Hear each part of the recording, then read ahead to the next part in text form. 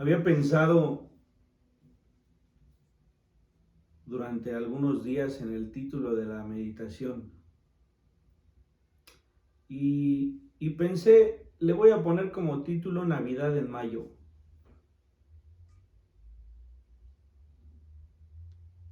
Que seguramente fue en algunos estudios los revelan, pudo haber sido en este mes y no en diciembre, como ya sabemos todos, ¿no? Y mi pensamiento era encontrar en la promesa del Señor Jesucristo cumplida en su primera venida lo verdaderamente relevante, no necesariamente la fecha, no necesariamente el tiempo. Leyendo algunos textos del por qué no es en esta fecha, en diciembre, la Navidad, la Natividad, el nacimiento del Señor Jesucristo. Hay dos cosas que muestran principalmente el cuándo. La primera de ellas es la presencia de Herodes. La palabra del Señor, si usted lee en el primer capítulo, en el primer y segundo capítulo de Mateo, se encontrará con Herodes, este que gobernó durante algún tiempo, este que gobernó durante el nacimiento del Señor Jesucristo. Pero de acuerdo a los años contables que hoy tenemos, se presume o se encuentra una fecha distinta en cuanto al año.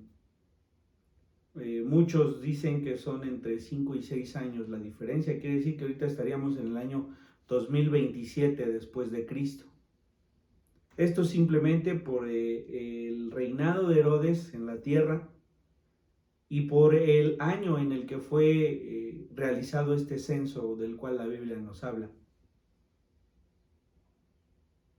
Por ello podemos encontrarnos con que ni estamos en el 2021 después de Cristo, y con lo segundo que podemos encontrarnos es con la presencia de los pastores.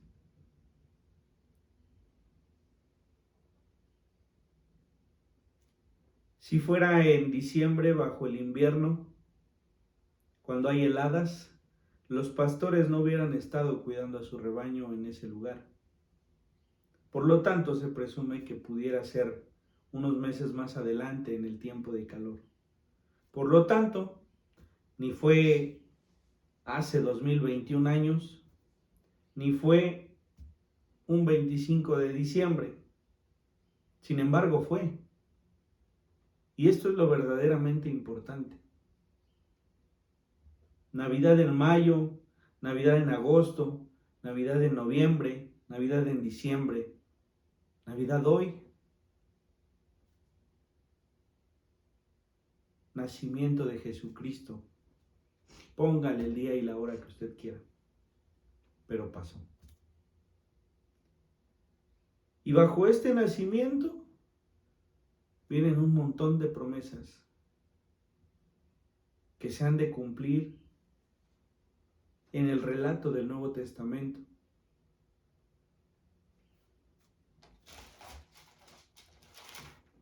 Voy a abrir mi Biblia en el libro de Juan.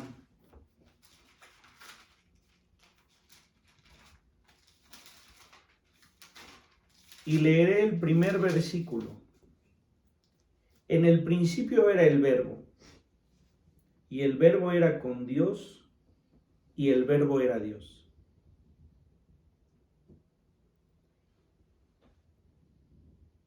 La importancia de esta palabra, verbo, en este versículo, nos habla de algo muy profundo. Hoy no lo es. Cuando nosotros decimos te doy mi palabra, realmente pocos creemos y confiamos en que el hombre la cumpla. Sin embargo, para los tiempos de esta escritura, la palabra lo era todo. Era tan importante la palabra del ser, que era algo que no podía cambiar. La Biblia relata en la vida de Isaac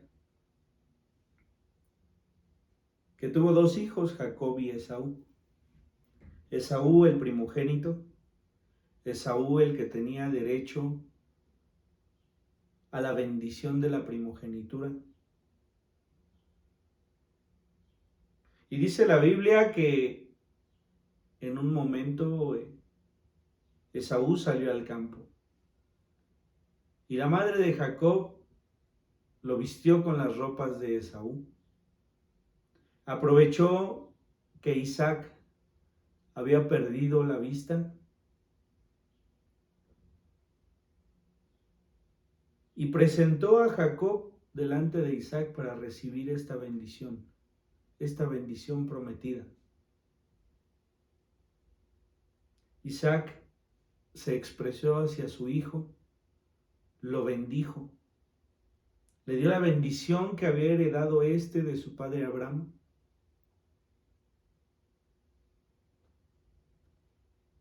Y esta bendición permaneció. Era su palabra la que había bendecido a su hijo. Y tanto importaba que cuando Esaú regresó y le dijo, no tienes nada para mí, Isaac le respondió, la bendición hoy la tiene tu hermano. Era tan importante lo que la palabra expresaba hacia alguna persona, que lo que se dijera tendría que cumplirse. Ya no podía dar más a Esaú porque esa palabra había empezado a cumplirse en Jacob. De tal manera que este versículo nos habla de la verdad. Nos habla de la palabra de Dios. Esa palabra que empeñó con una promesa y que ha de verse cumplida en el Verbo. En el Verbo que es nuestro Señor Jesucristo. Dice, en el principio era el Verbo, es decir, era el Señor Jesucristo. Y el Verbo era con Dios, y el Verbo era Dios. Pongamos mucha atención en esto.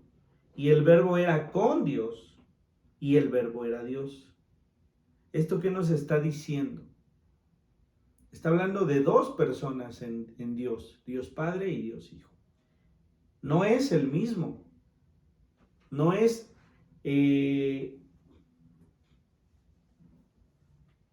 lo mismo decir, no es el mismo que Jehová, pero sí es Dios.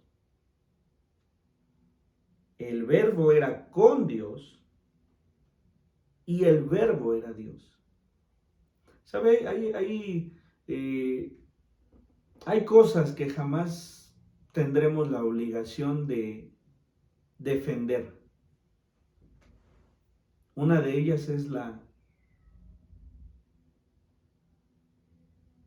figura de Dios en Dios Padre, Dios Hijo y Dios Espíritu Santo.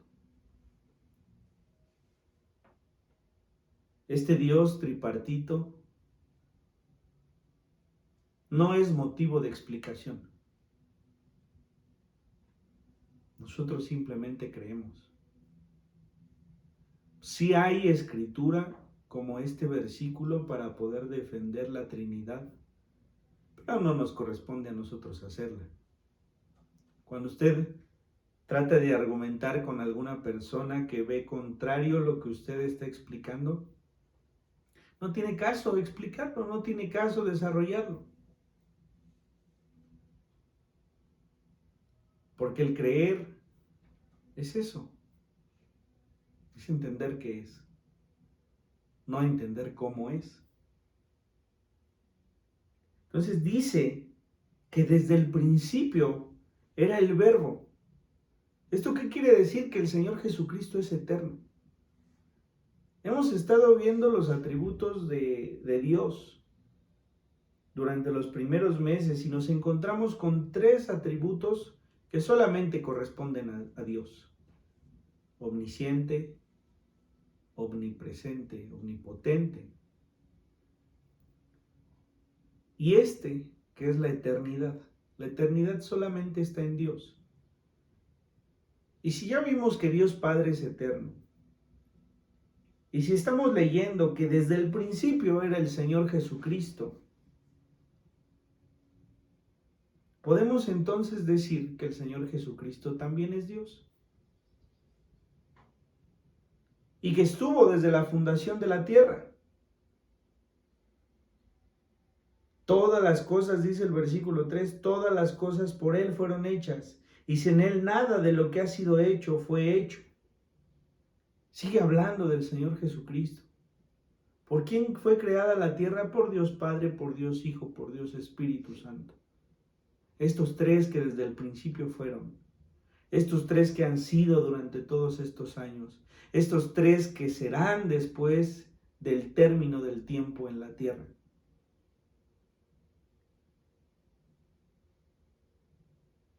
Algo muy importante dice en este versículo 1, en el principio era el verbo, nos está dando una explicación y podríamos compararlo con el Génesis. En el principio creó Dios los cielos y la tierra. Si desde el principio era el verbo, quiere decir que el verbo, es decir, el Señor Jesucristo, no fue creado con todas las demás cosas. No puede ser juntado con todo lo que Dios creó. En el principio era el verbo.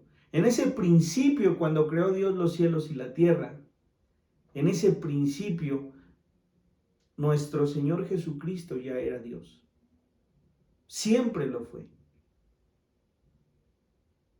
Esta eternidad a través de esta palabra nos debe hacer ver que el plan de salvación surgió desde el principio, es decir, desde la eternidad.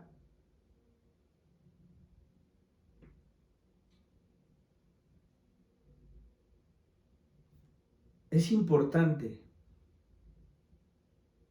que nosotros sepamos, entendamos que la eternidad ha estado por siempre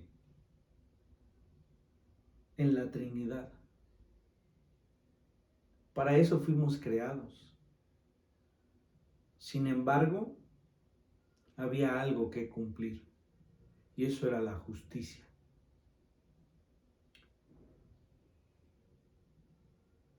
A raíz del nacimiento del Señor Jesucristo,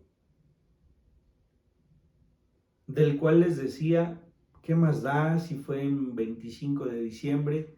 ¿Qué más da si fue en el 2021?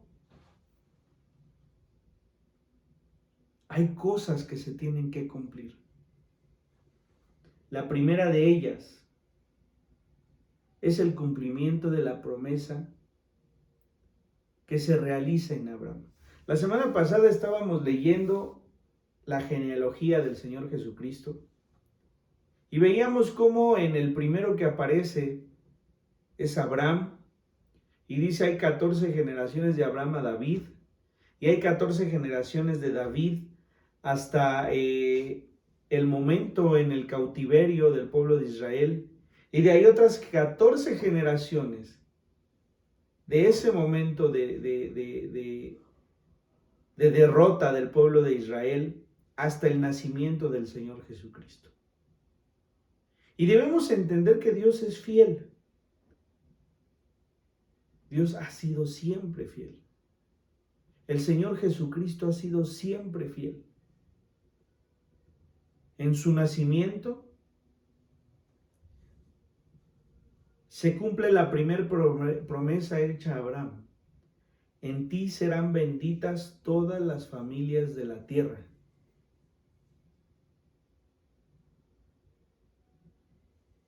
Segunda promesa cumplida al rey David. Y será afirmada tu casa y tu reino para siempre delante de tu rostro, y tu trono será estable eternamente. Repetimos una y otra vez. cuando David quiso levantar templo para nuestro Dios. No le fue permitido. Sin embargo, el Señor le dijo: detrás de ti viene uno, que a él le permitiré construirme templo. Y si él habitare conmigo, y si él caminare conmigo, permanecerá. Pero si no lo hace, dice la palabra, será castigado, será azotado como hijo. Pero dice: no apartaré de él el reino como lo hice con Esaú. Y entonces nos encontramos con este pasaje en el que la promesa se le hace a David: y será afirmada tu casa y tu reino para siempre delante de tu rostro, y tu trono será estable eternamente. Y veíamos la semana anterior lo importante de ser reconocido el Señor Jesucristo como descendiente de David, por esta promesa, porque es una promesa que el pueblo judío ha esperado durante años. Es una promesa que se ha de cumplir y que en el libro de Mateo, a través de la genealogía, nos trata de expresar lo importante, nos trata de expresar que es el Señor Jesucristo en quien se está cumpliendo esta promesa.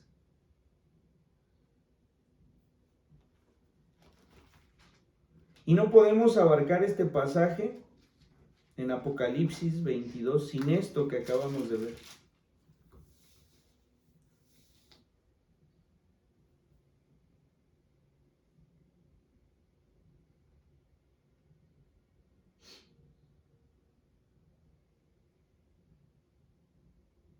Dice el versículo 12: he aquí yo vengo pronto. Está hablando el Señor Jesucristo. Y mi galardón conmigo, para recompensar a cada uno según sea su obra. Yo soy el alfa, es decir, yo soy el principio y el omega. Y lo repite: el principio y el fin, el primero y el último. Estas palabras tienen que ser expresadas como la eternidad. ¿De quién más se puede decir yo soy el alfa y el omega si no es del Señor Jesucristo? Si no es de Dios Padre y si no es del Espíritu Santo.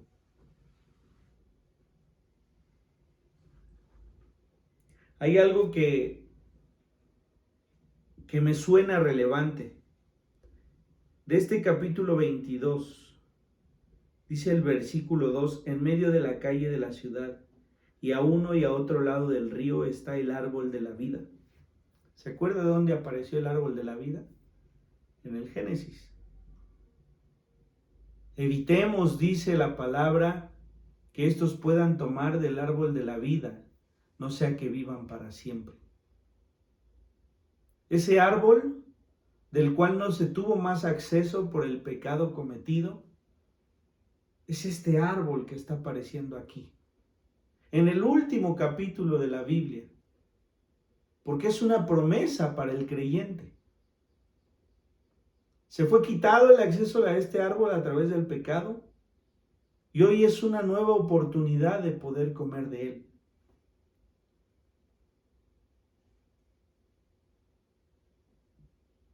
Dice que este árbol produce 12 frutos, dando cada mes su fruto, y las hojas del árbol eran para la sanidad de las naciones. No habrá más maldición, y el trono de Dios y del Cordero estará en ella, y sus siervos le servirán. Y verán su rostro, y su nombre estará en sus frentes. No habrá allí más noche, y no tienen necesidad de luz de lámpara ni de luz de sol, porque Dios es el Señor, los iluminará y reinará por los siglos de los siglos. Cuando el Señor Jesucristo nace, se cumple la promesa a Abraham, se cumple la promesa a David y se cumple la promesa de la salvación del hombre. Una vez cumplida esta salvación del hombre, nosotros no podemos ser llamados más malditos. Dice el versículo 11, el que es injusto sea injusto todavía. Hemos entendido que el ser justos delante de Dios es ser creyentes del sacrificio del Señor Jesucristo. La sangre del Señor Jesucristo nos hace aptos para poder ser llamados justos, para poder ser llamados santos. No es a través de las obras, es a través de la gracia del Señor. No por obras, dice la Escritura, para que nadie se gloríe. Y entonces dice, el que no ha creído, el que es injusto, sea injusto todavía, sea inconverso, no crea. Y el que es inmundo, siga siendo inmundo. Y el que es justo, practique la justicia todavía. Y el que es santo, santifíquese todavía.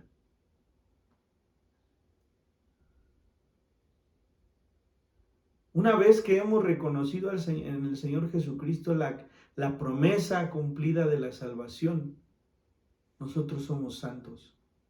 Y entonces la palabra dice, si eres santo, santifícate todavía. He aquí yo vengo pronto, y mi galardón conmigo, para recompensar a cada uno según sea su obra. Debemos entender aquí esta parte en este libro.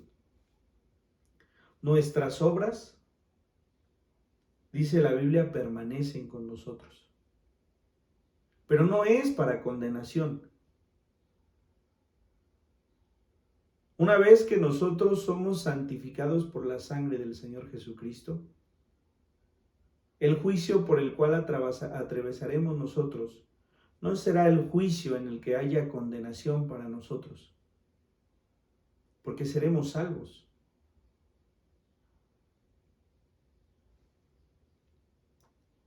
Dice para recompensar. No se recompensa con castigo. Se recompensa de otra forma. Las obras buenas se recompensan. Las obras malas mueren en el momento en el que creemos en el Señor Jesucristo. Por eso debemos entender que cuando el Señor Jesucristo venga, nuestras obras no estarán delante de Dios, no estarán delante del trono blanco. Serán recompensadas las obras que hayamos tenido a su servicio, pero no serán castigadas las obras que denoten pecado, porque ese pecado ya fue clavado en la cruz, ese pecado ya fue purificado. Nosotros, los hijos de Dios, hoy somos santos por esa creencia, por creer que una vez muerto el Cordero, una vez presentado delante del Padre, nosotros podemos acceder a Él con la confianza de saber que el Señor Jesucristo nos ha santificado para Él. Por eso dice santifíquese, es santo, santifíquese todavía. ¿Cómo nos vamos a santificar? A través de la sangre del Señor Jesús. Eso es santificarnos para Él. Yo soy el alfa, el omega, dice, el principio, el fin, el primero y el último. Bienaventurados los que lavan sus ropas para tener derecho al árbol de la vida. Ese mismo árbol, les decía, al cual ya no teníamos acceso. Seremos bienaventurados porque hemos sido perdonados y una vez más tenemos acceso a ese árbol de la vida para entrar por las puertas de la ciudad. Mas los perros estarán fuera, dice el versículo 15, y los hechiceros, los fornicarios, los homicidas, los idólatras, y todo aquel que ama y hace mentira.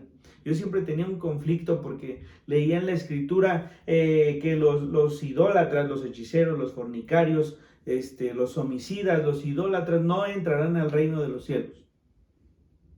Y yo decía, entonces hay muchos pecados que no tienen perdón. Y eso contradice lo que pudiéramos creer de otra forma. Debemos decir entonces que los hechiceros que no han pedido perdón al Señor Jesucristo y que no han creído en Él, no entrarán al reino de los cielos. Que los fornicarios que no se han arrepentido de su mal delante del Señor Jesucristo, no entrarán al reino de los cielos. Que los que han sido homicidas, que no han creído en el perdón del Señor Jesucristo, no entrarán al reino de los cielos. Pero la diferencia no es lo que fueron. La diferencia es los que hayan pedido perdón y hayan aceptado al Señor Jesucristo como Salvador y los que no lo hayan hecho. Esa es la diferencia. Entonces, cuando habla de los idólatras, cuando habla de los adúlteros, cuando habla de los fornicarios, debemos entender que habla de los que no se han arrepentido a Dios.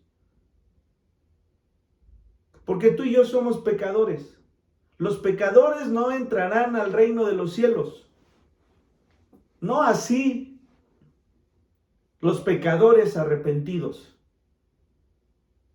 Si nosotros nos hemos arrepentido, hemos de entender que entraremos al reino de los cielos por la misericordia y gracia de Dios. Porque entonces ese sacrificio no ha sido en vano. Yo, Jesús, dice el versículo 16, he enviado mi ángel para daros testimonio de estas cosas en las iglesias. Está hablando de esto que Juan está atestiguando. He enviado a mi ángel para que tú sepas todas estas cosas. Yo soy la raíz y el linaje de David. Esto habla de eternidad una vez más. El Señor Jesucristo no es exactamente por David. Al contrario, el Señor Jesucristo es el origen de David. Y el Señor Jesucristo es el linaje de David. Esto nos habla de la eternidad. Nos está diciendo, yo estuve antes de David. De mí viene esa descendencia de David. Y en mí termina. Concluye con esta promesa que le estoy dando a David o que le di en su momento. En él se afirmará el trono eternamente. Y el espíritu y la esposa dicen, ven. Y el que oye diga, ven, y el que tiene sed venga, y el que quiera tome del agua de la vida gratuitamente. Sí nació el Señor Jesucristo. No fue en el tiempo en el que nosotros creemos. No fue hace 2021 años, fueron más años. No fue un 25 de diciembre, probablemente entre marzo, abril, mayo. Pero ¿qué más da? ¿Qué más da si Él nació en ese momento? Lo importante es que lo hizo. Quiero que concluyamos con un versículo más.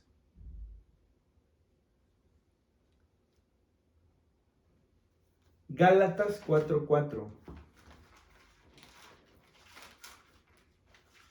Hay una promesa más que debe cumplirse, y es esto que estamos leyendo en el Apocalipsis.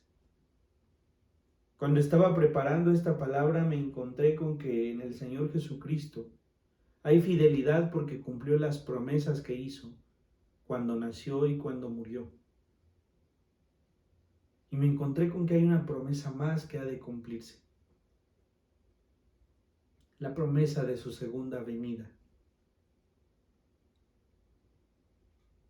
En esa segunda venida hay eternidad para nosotros. Esa es nuestra esperanza. Dice el versículo 4 del capítulo 4 de Gálatas, pero cuando vino el cumplimiento, del tiempo, Dios envió a su Hijo, nacido de mujer. La semana anterior yo les comentaba que la promesa del Señor Jesucristo no es a partir de Abraham, sino de la simiente de la mujer, la simiente de Eva. Pondré enemistad entre ti y su simiente.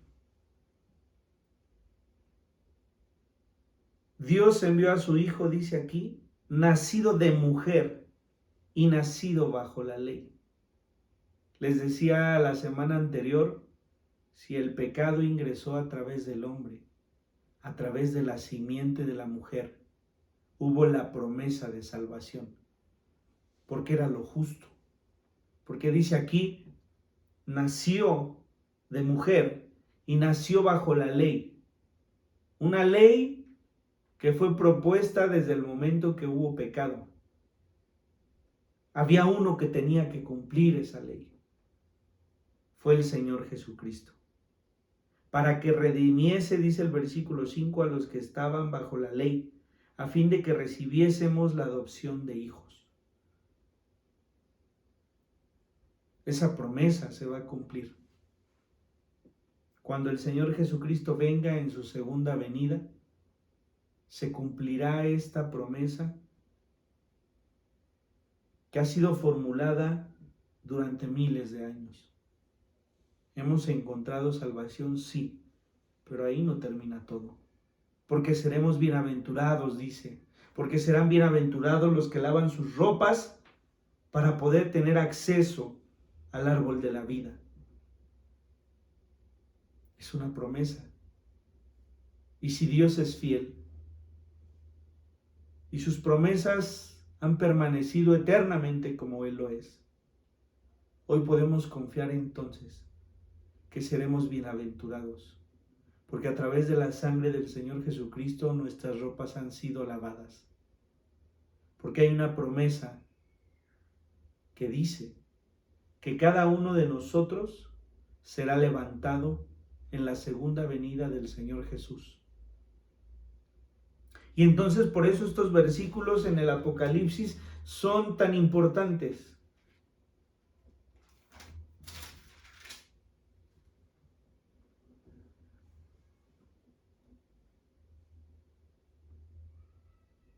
Versículo 17. Y el espíritu y la esposa dicen, ven. Y el que oye diga, ven. Y el que tiene sed venga. Y el que quiera tome del agua de la vida gratuitamente. No hay otra cosa más que anhelar que el Señor Jesucristo venga. No hay otra cosa más que anhelar que esta promesa sea cumplida.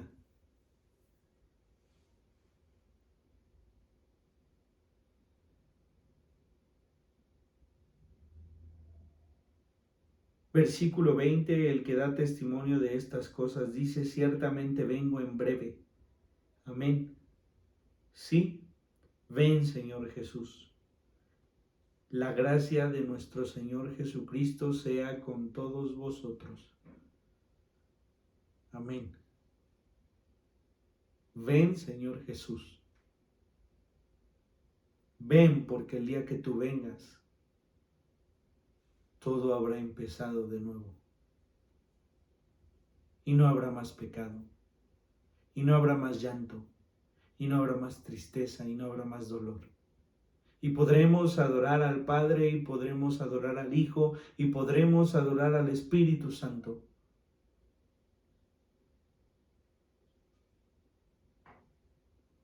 Agradezcamos a nuestro Dios la eternidad de nuestro Señor Jesucristo. Porque en el principio era, porque por Él fueron hechas todas las cosas, porque se hizo hombre para poder terminar con esta ley, para poder dar bendición a los pecadores, porque murió y resucitó, porque tomó su trono al resucitar, y porque hoy debemos decir, Señor Jesús, ven, porque necesitamos lavar nuestras ropas en ti, para poder acceder al árbol de la vida, para poder ser hijos. La gracia de nuestro Señor sea contigo. La gracia de nuestro Señor sea conmigo. Amén. Te damos gracias, Señor. Hay cosas irrelevantes, como la fecha de tu nacimiento. Hay demasiados estudios para ver, para entender cuál fue el día preciso de ese nacimiento. Sin embargo, Señor, lo relevante es que tú te hiciste hombre. para poder a través de ti dar cumplimiento a la ley, para poder a través de ti encontrar la santidad, para poder a través de ti encontrar el camino a la salvación. Si pudiéramos comprender lo que esta palabra que acabamos de leer significa, te rogaríamos cada día, Señor, que tú vengas. Te rogaríamos, Señor, encontrar gracia delante de ti. Que tu gracia, que la gracia salvadora de nuestro Señor Jesucristo nos haga aptos para toda buena obra.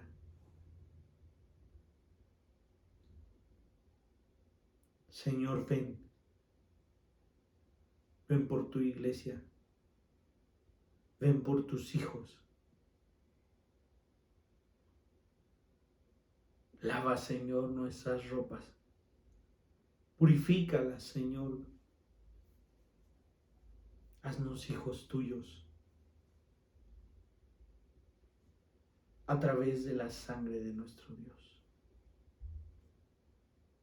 No hay duda, Señor, de que tú, Señor Jesucristo, eres Dios. No hay duda de que tú eres eterno. No hay duda de que tú eres fiel. No hay necesidad de argumentar nada. El que ha de creer, dice tu palabra, será añadido. Y no es una fe irracional, porque hay argumentos suficientes para comprenderlo. Sin embargo, solo el que te busca de corazón puede hallar la verdad.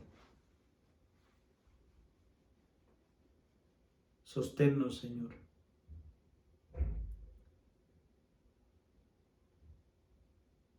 Te agradecemos y te amamos. Tú serás fiel para cumplir tu promesa y venir nuevamente por nosotros. Porque tú eres el alfa y la omega. Porque tú eres el principio y el fin. Porque sin ti nada de lo que es hecho hubiese sido hecho, Señor. Te damos gracias por todo esto en tu nombre, Jesús. Amén.